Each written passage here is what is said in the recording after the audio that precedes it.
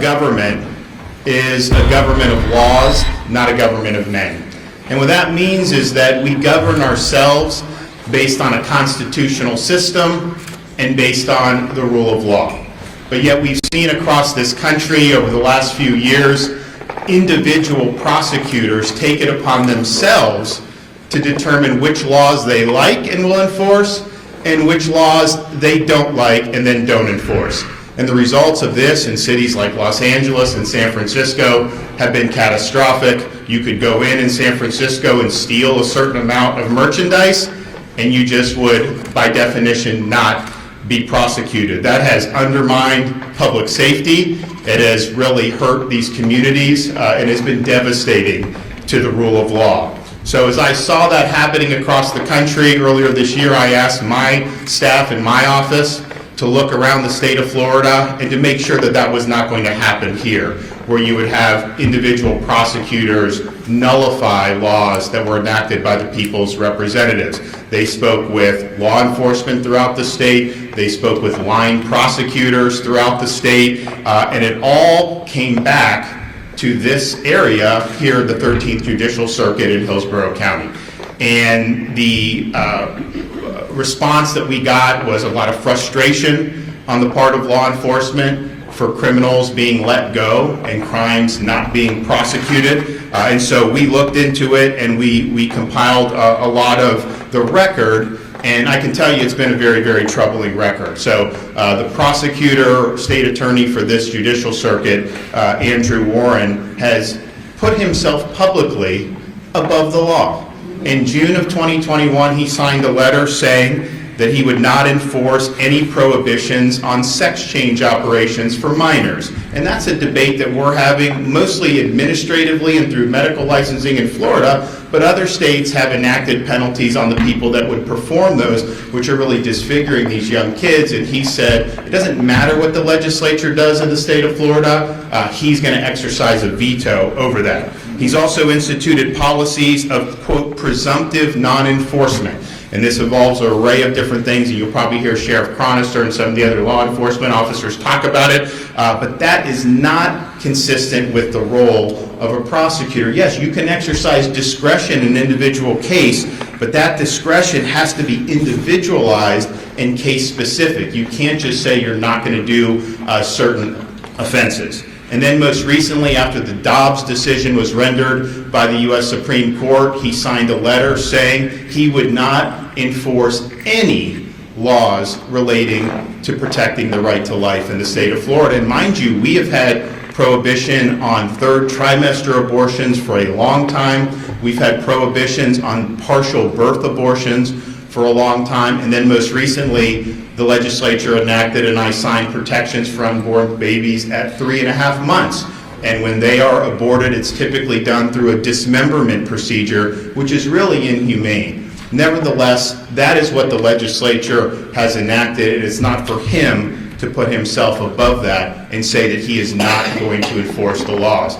We don't elect people in one part of the state to have veto power over what the entire state decides on these important issues. The Constitution of Florida has vested the veto power in the governor, not in individual state attorneys. And so when you flagrantly violate your oath of our laws are enforced, and that no individual prosecutor puts himself above the law. And I can tell you the states and the localities that have allowed this to happen, they are ruining the day. You want to know why some people are moving to Florida? Because their communities are no longer safe thanks to prosecutors that think they know better than the people's representatives and they get to pick and choose which laws that they are enforcing. So this was something that had a lot of input around the state. This is something that I think is a very, very important issue across our country, that this movement would be allowed to take hold, where you basically elevate your own personal conception of, quote, social justice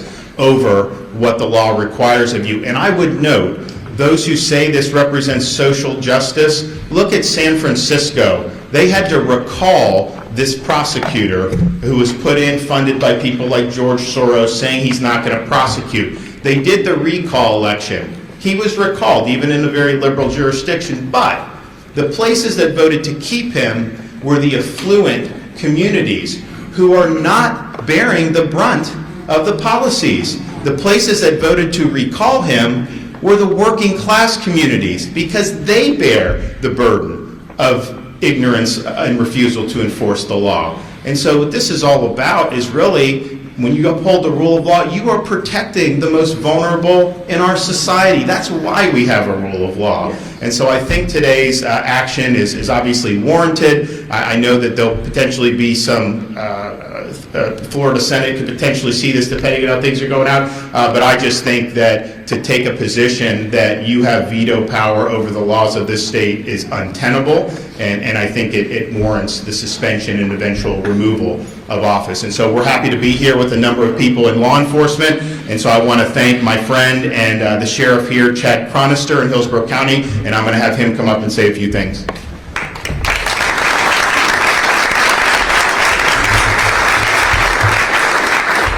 Thank you, Governor. We are extremely grateful the state of Florida and all of law enforcement have you. Each day I wake up, I leave my family, and I go to work with purpose and pride to uphold my oath of office and keep everyone in Hillsborough County safe. And the nearly 4,000 employees here at the Hillsborough County Sheriff's Office share these same values. We put our lives on the line for complete strangers. We are resolved to apprehend the criminals who prey on law-abiding citizens in our community. It's our duty, and we trust that our criminal justice system, the state attorney, public defender, and courts will fairly adjudicate the circumstances and hold those who are guilty accountable. Like law enforcement throughout the county, our criminal justice partners also take an oath to uphold the Constitution, the duly enacted laws of this state, and to be the voice for victims and the protectors of public interest. The governor's suspension of State Attorney Warren is not political to me. It's about law and order. It's about ensuring our loved ones are safe. It's about the victims and their voices. There aren't Republican and Democratic victims, just victims. They matter and they should be heard. Over the last several years, State Attorney Warren has acted as an adjudicator of all, as if some type of supreme authority, by reducing charges, dropping cases, and single-handedly determining what crimes will be legal or illegal in our county. Ask yourself, aren't these the decisions for the courts or a jury of our peers? One of the more egregious examples occurred in September and involved a suspect who, after shooting someone, then opened fires on a residence where that victim sought refuge and protection. Inside of that house was the victim, his mother, other children, and extended family members who were forced to take cover and hide. To make things even worse, nearby was another mother and her twin infant children in a vehicle. One of the shooters, our suspect, was identified and arrested just a short few days later. After being released from jail, he was caught and arrested for committing another burglary, and while in jail, the state attorney's office no-files charges on the shooting and the separate burglary charge. Earlier this year, this very same suspect was again arrested for carrying a concealed firearm, and just last week, arrested for the second time on charges of carrying a concealed firearm. My point is, like too many cases, why was this violent offender not held responsible for the original shooting? The state attorney's office explanation to our detective is the depositions would have been too lengthy and complicated. To add a little more context, the suspect, who faced no accountability for the shooting, we believe has gang affiliation and involvement in an unsolved homicide. One of the victims in this case, the mother, is extremely angry and frustrated with State Attorney Warren, feeling as though her status as a victim doesn't matter and the state attorney simply does not care. The victim wanted to be here today to tell her story herself, but has to work in order to provide for her family. The victim has lived in a motel since the shooting because she's too frightened to return to that home. Even in the face of this adversity, law enforcement continues to report for duty and uphold their obligation. As your sheriff, I continue to work with my law enforcement counterparts who privately are frustrated with the state attorney, who seems intently focused on empathy for criminals and less interested in pursuing justice for crime victims. As most everyone knows, I'm a tremendous proponent of reducing recidivism. I've created several diversion programs and continue to provide resources, education, and training opportunities for individuals to rehabilitate and improve themselves, while still holding offenders responsible for their actions. These efforts do not involve a blatant refusal to uphold the laws of our state. As the governor just outlined, and as Tampa law enforcement has seen over the years, empowering criminals through a lack of prosecution jeopardizes the safety of our Tampa Bay community and makes them even more brazen to commit additional crimes and continue to victimize the innocent. As a sheriff of Hillsborough County, I am committed to law and order, and I hold myself accountable to the people and would expect other elected members of our community to uphold these same values. Today, Governor DeSantis is holding State Attorney Warren accountable.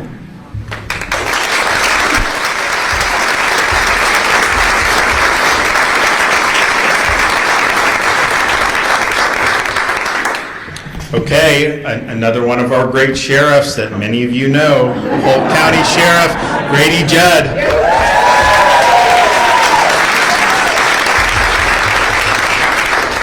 Thank you very much, Governor. It's truly my honor to be a Florida sheriff. And I can tell you, I've done this job my entire adult life. I remember, Governor, when the felons owned Florida. It was in the 70s and 80s. I remember that well. I was one of the cops on the street when we couldn't keep the felons locked up. We couldn't keep the criminals locked up, and they preyed on the community. And Governor, they didn't prey on the ones behind the gated communities in the $1 million and $500,000 homes. They preyed on what I call the real working people. And then a magic thing happened. We changed the laws. We decided to hold them accountable. And Governor, it was a Democrat governor that signed the legislation that started us down the path originally to make a positive difference. Now I look around the country today. I've seen a few things. I was recently the president of the Major County Sheriffs of America. I talked to and counseled with the sheriffs from the largest jurisdictions in the entire nation, to include the Los Angeles Sheriff's Office. In fact, the sheriff there was my vice president of the association at one time. And you know what they tell me? They tell me we got a dumpster fire going on in this nation. And you know who's getting burned by this dumpster fire? The working people. You know, it's not safe for people to walk the streets. The homeless aren't being looked out for. The mentally ill aren't being looked out for, and it's by the major people. Now, Governor, I know you'd be disappointed if you didn't see some cards. So let me give you a snapshot of the people that join Prosecutor Warren in not enforcing the law. We just want to enforce the law. It's the prosecutor in New Orleans. Per capita, it's the highest murder rate in the United States.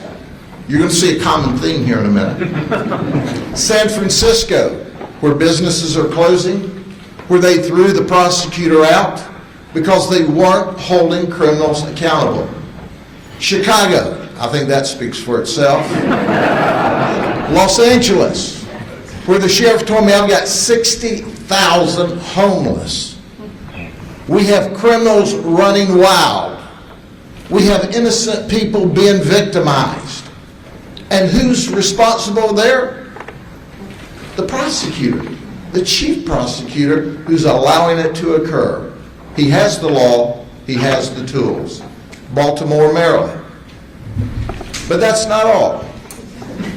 Then there's one of our favorite places, Portland, Oregon. You can set up a chop zone there and just not let the cops come in. You know how long there'd be a chop zone in Polk County?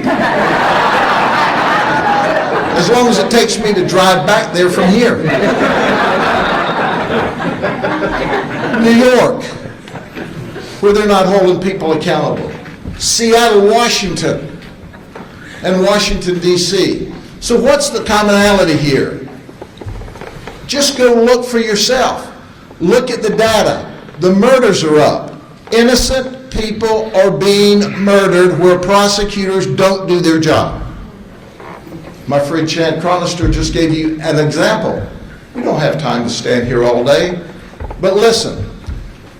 Prosecutor Warren, like the rest of us who ran for public office, we ask for your precious vote in order to enforce the law and do what was right. Then we took an oath to tell the truth, to uphold the Constitution, and to support the laws and the government. And we do that.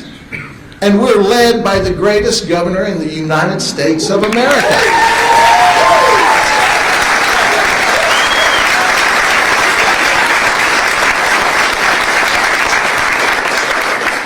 But there are some, and it's the elected prosecutors that signed the papers that said they wouldn't prosecute. Not we'll evaluate it case by case. We won't prosecute. You know, they're not God. They're not the legislature. So at the end of the day, ladies and gentlemen, this is about protecting the community we serve. This is about keeping people safe. And when you look at the highest murder rates, when you look where the quality of life is lowest, you look at the prosecutor who does not support law enforcement, who does not do what's right. Our governor does what's right. And Governor, I appreciate from the bottom of my heart you setting the example and doing the right thing and keeping the people safe. And the exciting thing is you not only protect the people behind the gated communities, you protect the people who clean the gates on those communities. Thank you. God bless you.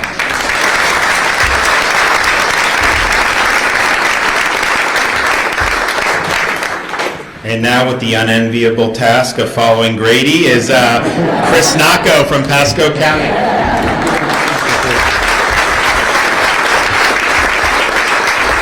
Thank you. I've learned one thing. When I follow my friend Grady Judd, be brief and be on point. Nobody else will hear anything else. So I will say I'm very proud to stand here with our governor, the Attorney General, and with Sheriff Cronister. You know, they know firsthand, and you'll hear from Chief Dugan, firsthand what happens here in Hillsborough County. But I can tell you is that it's very difficult for them when they go out, the men and women of the agencies, to protect our community, and then to turn around and find out those cases got no filed. To find out that they have to go back to a victim and say, sorry, this won't be prosecuted. Those are very difficult days for those individuals. It's very difficult for the men and women in uniform. And I can tell you, let me go back to that point. The women and men in uniform. We are family people. We are people in our community. We take these uniforms off every day and we spend time with our family, but this is our community. This is where we live. And so for those that live in Hillsborough County, to see incidents where they were at a crime scene, but nothing was done to the criminal, and the victim was left alone, and the victim was ignored, that's horrible. And I can tell you, I'm blessed to work and live in a circuit where we have a state attorney. That state attorney works with us, and we uphold the U.S. Constitution, we uphold the Florida Constitution, and we uphold the statutes in the state of Florida. We treat everybody with respect. We treat everybody equally. We ensure that victims' voices are heard. At the same time, if the criminals commit a crime, there will be consequences for their actions. There's a simple process. And as the sheriff said, we are voted and we are elected to uphold the Constitution in the state of Florida. We don't have a choice to say, no, we're not policymakers. We're not in Tallahassee creating the laws, we're enforcing the laws. That's our role and our responsibility to the citizens that we serve. And I will tell you, Mr. Governor, and I'll echo those words. We live in a state with probably the greatest governor, that is the greatest governor in our country. And I say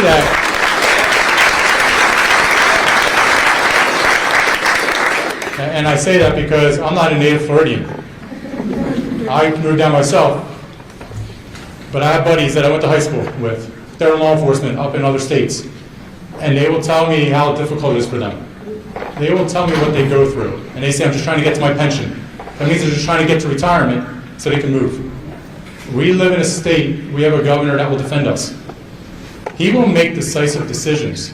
It's not just about today. But when schools need to be open, he kept the schools open. When you need to keep Florida moving, businesses growing, businesses were growing. That has a direct impact on the public safety, because when people have opportunities to grow and jobs are created, that means people want to move to Florida. And that is the best statistic we can say about our state. People are moving here every day. They are moving here because of the decisions our governor is making. Governor DeSantis is leading our state. He is making those decisions that are tough, but they're decisive, and they're making Florida better every day. Thank you, Governor, for doing that.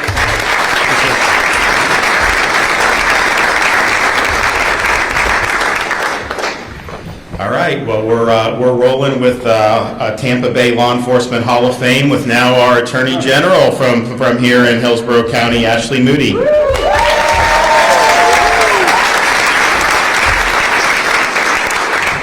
You know, I know the governor appreciates everyone being here today, and I know the folks behind me that wake up every day and put on a gun and a badge and a bulletproof vest appreciate this strong leadership, where you are seeing an eradication of stability and safety around our nation, starting with our border, into our large cities, into our states. It's because an executive who has been trusted to enforce and execute laws has abandoned that responsibility. When you see record overdoses, record crime, it is because an executive does not care enough to stand strong and do his or her job. In our state, our top executive is Governor Ron DeSantis, and our Constitution requires that he ensure it is his duty. He cannot ignore when our laws are not faithfully executed. And so the fact that we have an executive that is willing to dig in and talk to the line officers and understand where executives, prosecutors aren't meeting the expectations and demands and responsibilities of their role, he has no other choice to step in and ensure the safety of the state and these communities. When Andrew Warren first took office, he proudly joined with prosecutors from New York, Washington, LA, and said, I will not enforce and be tough on crime. Proudly, I will not be tough on crime. And thereafter, we saw repeatedly his refusal, his outright statements. I will not enforce this law. I will not enforce that law. I will not do this. Let me tell you who makes the laws and decides what's criminal. It's you. It's the people of this state, through their elected representatives. They decide what the law should be for the protection of their communities and their families. An executive cannot come in and eradicate that, do away with that, ignore that, because that's what creates instability. That's what creates crime across this nation and within Florida. And when you see prosecutors out there that blame the victims or blame businesses for not having better security and not themselves for not putting criminals behind bars, when a prosecutor puts crime above law and order, you're gonna have a problem. Law enforcement knows that. They deal with it every day. And that is why when folks around this nation started talking about reducing police forces, defunding police, our governor stood up and said, oh no, how do we increase funding? How do we give our police raises? How do we recruit more to the state of Florida? And under his leadership, we launched a Be a Florida Hero program. I am proud to tell you, we have record number of officers moving to Florida from other states because their governors don't uphold the law and don't back the blue. We're going to see a lot more Florida heroes in the months to come. And we are very, very grateful for the strong, attentive, detail-oriented leadership of this governor and the fact that he takes seriously his responsibility to faithfully ensure that our laws are executed and our people are safe. Thanks, Governor.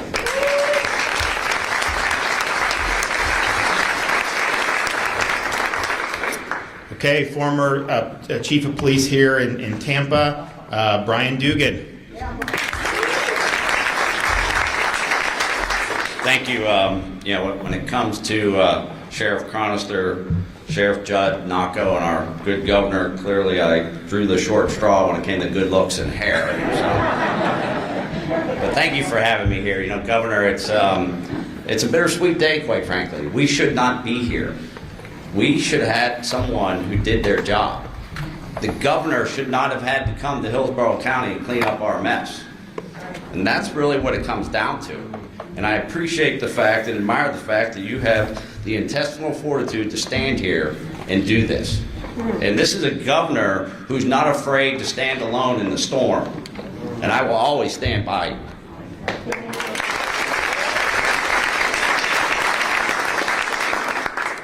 So there's probably no one more in the room that's more frustrated with Andrew Warren than me and Sheriff Chronister. And he spoke. And I will try to make this brief. But let me tell you something. Andrew Warren is a fraud. Yeah, did you get that? Look, I've never been good at sugarcoating anything. That's probably why it took me 28 years to become chief of police.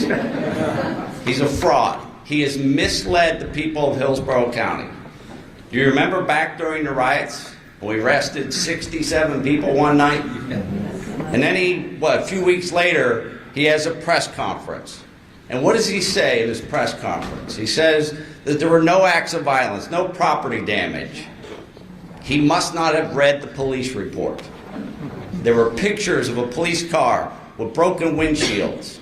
As the cops tried to get out of the cars, protesters pushed their doors shut on them and wouldn't allow them out of the cars. So when you say there's no acts of violence, when you say there's no property damage in a press conference, where I come from, you're lying. Okay? I'm not elected. I was appointed. I'm not running for office right now. I'm here because I believe in keeping this community safe. I have 2 children and a wife that are residents of Hillsborough County in the city of Tampa. It's about accountability and us being able to go out for dinner at night and not feel like we're going to get jacked by somebody. Yeah. Those 67 people that got arrested, Andrew Warren said in his press conference that he would work with local law enforcement to expunge those arrests. He does not have the ability to do an administrative expungement on those arrests. You know how many articles have been written about how he expunged those arrests? How would you like to be one of those 67 people that got arrested and you think that arrest has been expunged? Ask Andrew Warren how many of those expungements he did. And the answer will be 0. Not a single arrest had been expunged. He has misled our community, and it's time that our governor stepped in. And like I said, this is a terrible day that our governor had to come and clean up our mess. Thank you.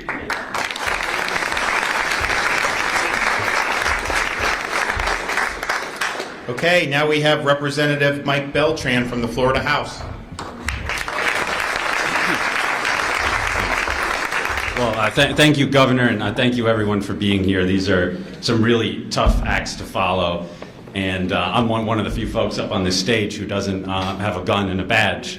And so, you know, certainly, first of all, thanks to our law enforcement. But what I do have, I got a suit, I got a tie, and I got a rule book. And in that rule book is the Constitution. And the Constitution sets forth separation of powers. And separation of powers says that folks like me go out and get folks like you to vote for them to make the law. And when we do that, we send it to the governor, and he decides if it's a good law or a bad law. And sometimes he doesn't sign it, but he's signed all of my things, but had a pretty good track record, but he usually signs it. And then the folks behind me, their job is to enforce it. And then the courts, they adjudicate cases and controversies. And if Mr. Warren wanted to legislate, he should run every 2 years instead of every 4. And we could have done something about that. We wouldn't have to do this. Okay? But he wants to go he needs to get out of the courthouse, not that he's there anyway, and go up to the State House and legislate, because this is a complete violation of separation of powers. And I want to say something about the governor.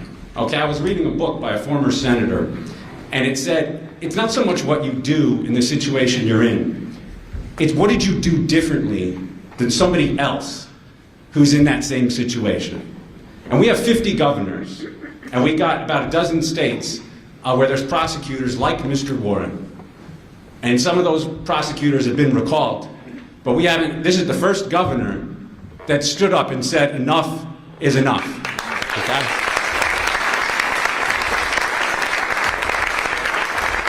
And our Attorney General has been a partner in the executive branch, and so is Sheriff Chronister and Sheriff Judd and Sheriff Nocco and the rest of my good friends behind me. But I want to talk about constitutional separation of powers. Let's look at the Constitution. Article 4 of the state Constitution, under which the governor has his powers.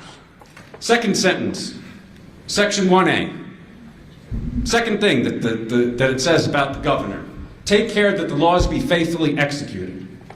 Going down to Section 7A, first sentence. The governor may suspend from office any state officer not subject to impeachment, any county officer for malfeasance, misfeasance, neglect of duty, drunkenness, incompetence, permanent inability to perform official duties, or commission of a felony, and may fill the office by appointment for the period of suspension. I'm not going to say which boxes Mr. Warren checks, because it might be a couple, and I'm not sure the speech and debate clause protects what I say here, but everyone knows it's true. But not only is the governor allowed to do this, as the Attorney General said, he's required to do this. And those other governors are required to do it. I don't know why they don't do it. Mr. Warren has abdicated his role, okay? Now I want to talk about a case. Someone talked about gated communities, and I'm just going to own it. That's my district. We're a suburban paradise, just 20 miles from here. It's a beautiful community, and we follow the law, and we expect other people to follow the law. And somebody came into my community, and we talked about protecting the unborn. We talked about protecting kids who may be confused. But what about just regular kids? Regular kids who are out at Park Square in the middle of the summer on their summer vacation. And this man abducted 2 girls from a park area outside of a restaurant. And he took these girls down several blocks. And he was passing a church. And there were folks setting up for a church event. And he says to these folks, he said, "These are my daughters." When I walk with my sons down the street, I don't go, "These are my sons." That should be obvious. So they knew that something was up. And there's a gentleman here, his name's Derek Zitko, a constituent of mine, and him and some of his fellow parishioners were able to call the police, separate the girls from this man, get the man out of the church, get the girls inside the church, and then when the man realized the police were coming, the sheriffs were coming, he ran back to the bar where I guess he got drunk, and Mr. Zitko followed him such that the police were able to track him and the man did not escape. And Mr. Zitko risked his life and took his time and energy, and the sheriff was able to do his job and arrest this man. What do you think the state attorney did? What do you think the state attorney did? Do you think he requested remand? Did he request detention? No, he did not. When I called him, I said, Mr. Warren, I texted him. I called, he didn't take my call. He doesn't take my calls. I texted him so that there's a record.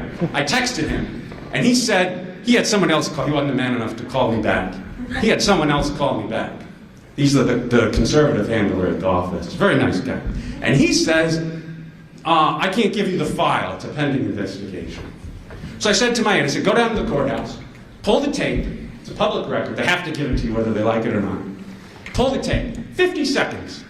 50 seconds. No request for bond. No request for detention. $100,000 bond. The man easily meets the bond and escapes. Or gets out, released, not escape.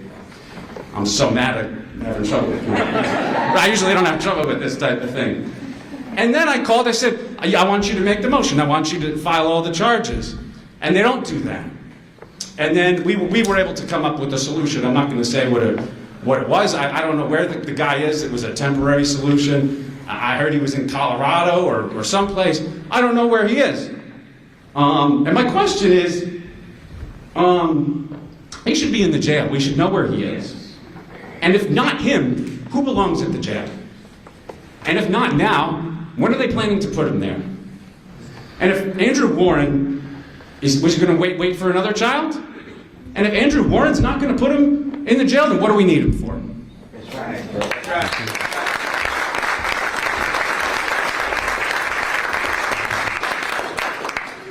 So I want to thank everybody for coming in and providing some insight. Obviously, when you do a suspension, that's part of it, but then you also have to name a replacement. And so I'm happy to be able to do that today. And she's here with us, and it's Judge Susan Lopez, who currently serves as a county judge here in Hillsborough County and has extensive experience as a prosecutor. And she has deep ties to this community.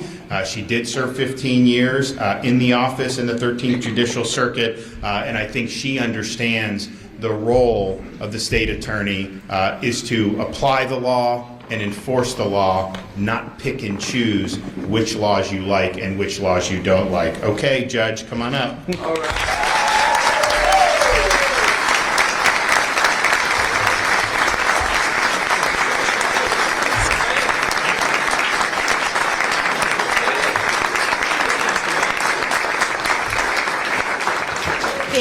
Thank you. Good morning, and thank you for being here today.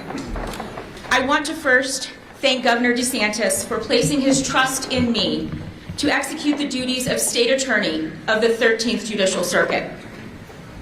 I was caught off guard a couple of days ago when I got the call from the governor. I was sitting very happily as a judge, which has been a life-changing and fulfilling form of service. But when the governor calls you to a different service, you answer. So here I am. I hold the utmost respect for our state laws, and I understand the important role that the state attorney plays in ensuring the safety of our community. It is my promise to the people of Hillsborough County that I will faithfully execute the duties of this office and to ensure that we are fulfilling its purpose to prosecute crimes and protect the people of Hillsborough County. I will follow the rule of law.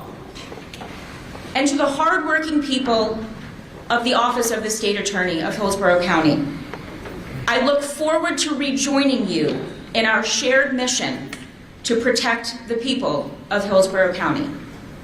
Thank you very much.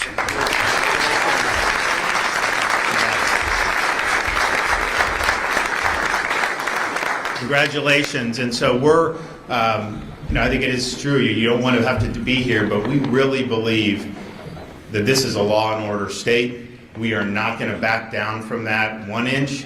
We are not going to allow locally elected people to veto what our state has decreed through our legislative process. And so this is important. We've seen how this has impacted communities all across the country in a very negative way.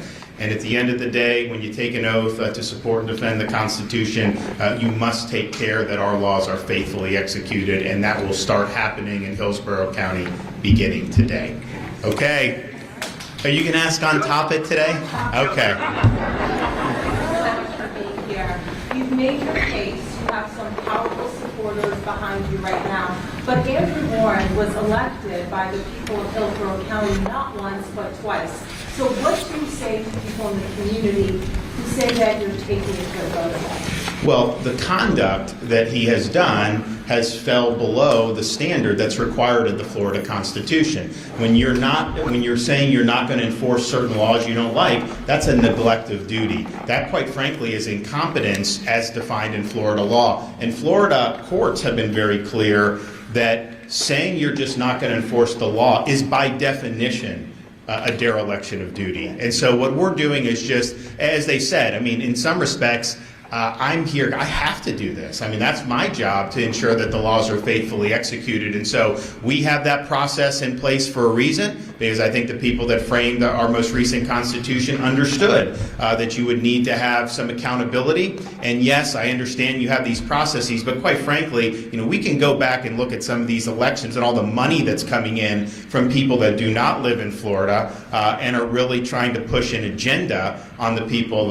of Florida. And I don't think the people of Hillsborough County want to have an agenda that is basically woke, where you're deciding that your view of social justice means certain laws shouldn't be enforced. I don't think there's very many people that believe that is consistent with the rule of law. Yes, sir. Governor, yesterday we reported that there was an unattended ballot box in Broward County at the Broward SOE. Well, before I do that, is there anyone else on this topic?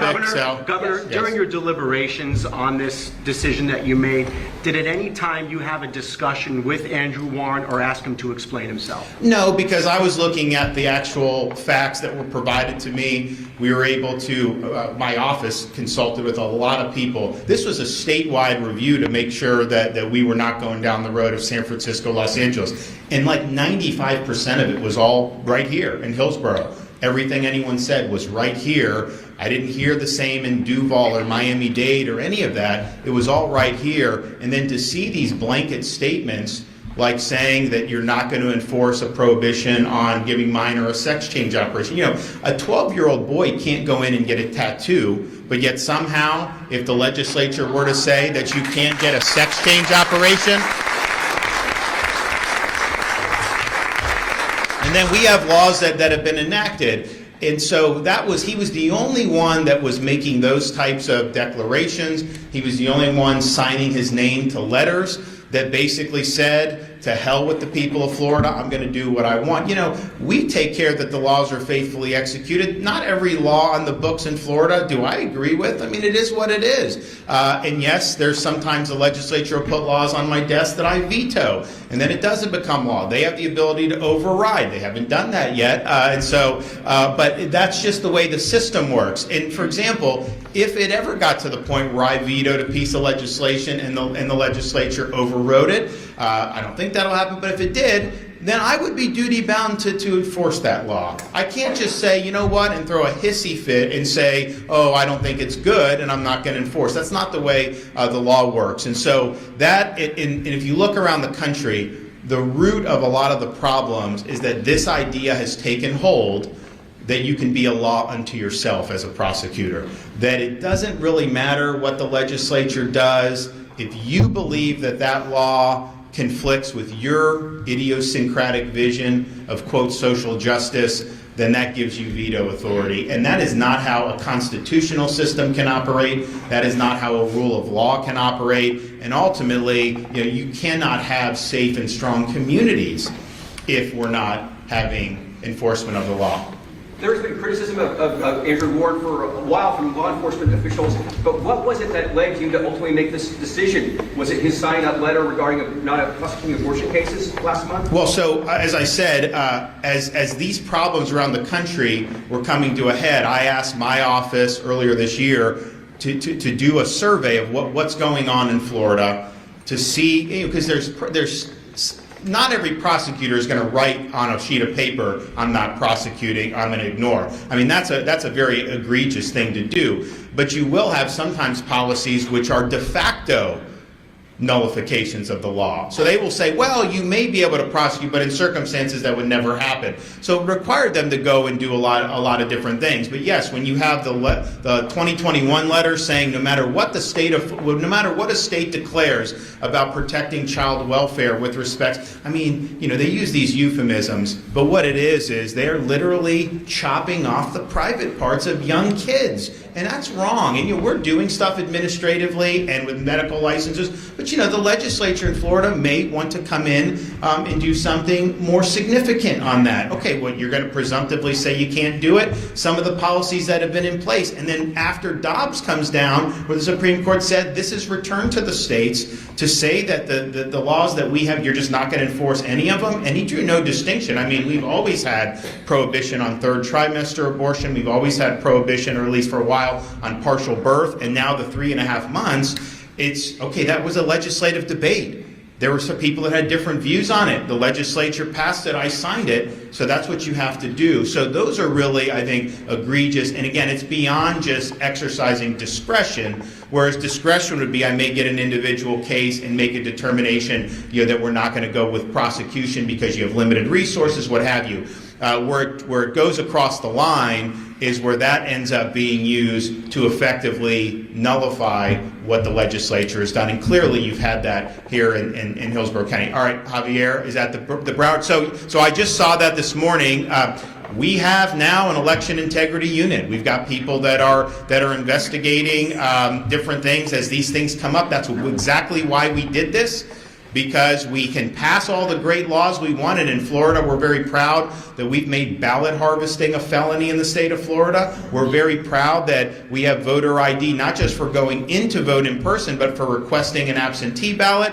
We're very proud that we were able to have penalties for counties if they don't clean their voting rolls every year. And we're very proud that we banned Zuckerbucks in the state of Florida. So those are all good.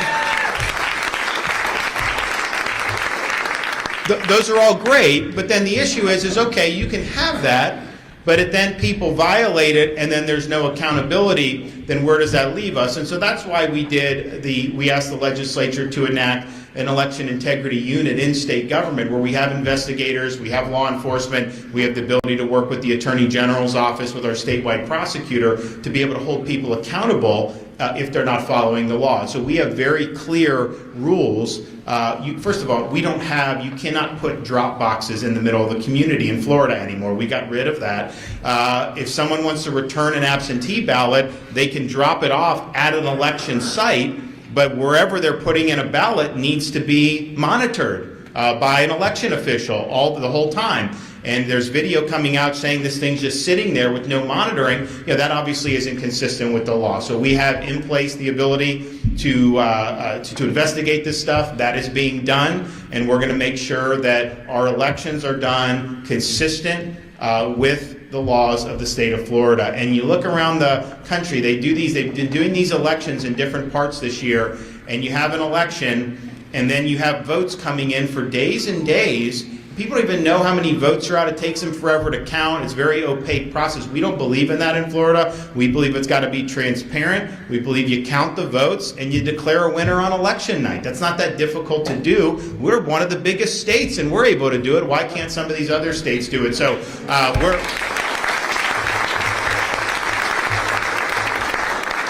we're going to be, this is a very high priority to make sure that what we're doing, or what all the different 67 counties are doing, is following the law in the state of Florida. And honestly, it's not much different than the principle that brings us here today. I mean, yes, you can get elected to countywide office, but when you take office, you swear to uphold the laws and Constitution of the state of Florida. And so if you're not doing that, well, then that's something we need to have accountability and recourse for. So, okay, well, thanks, everybody. We appreciate seeing you.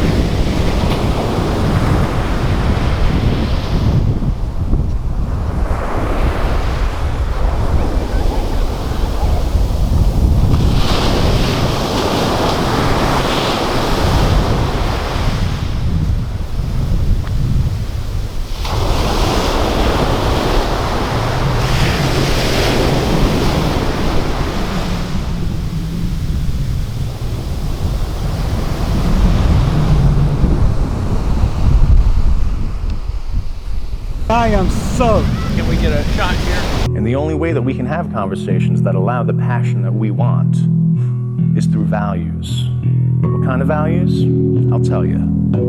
How about civility, compassion, respect, empathy?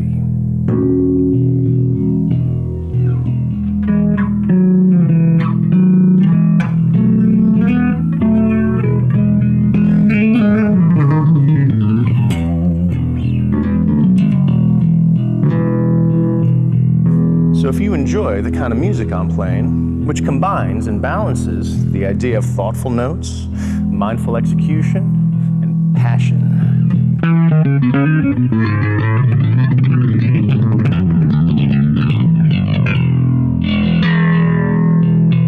I think you're at the right place.